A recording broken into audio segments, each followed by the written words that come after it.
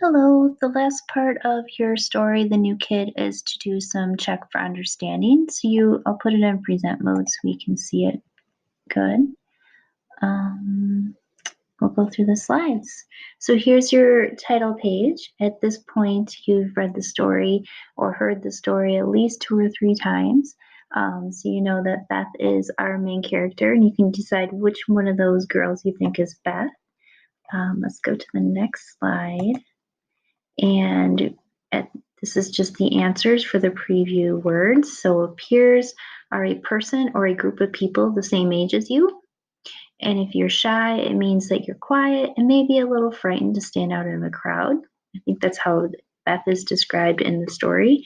And then at this point, you should have used stepmom in a sentence. And stepmom played a big role in the story with Beth and making friends.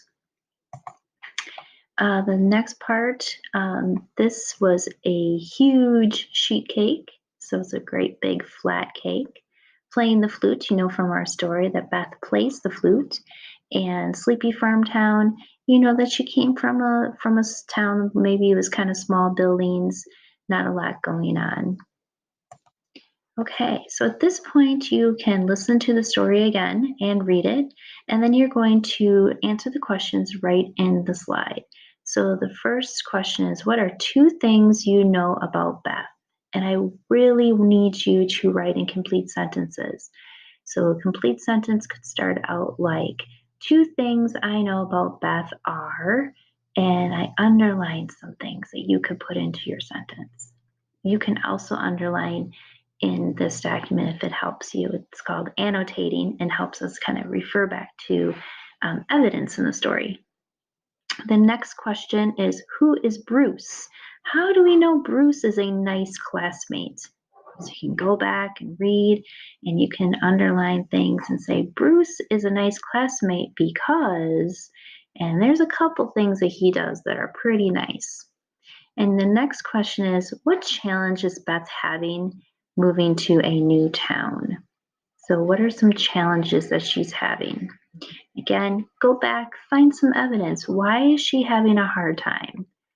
Okay, and then the next slide is the question, who gave Beth an idea for making new friends? So tell me who that person is, and then say making new friends.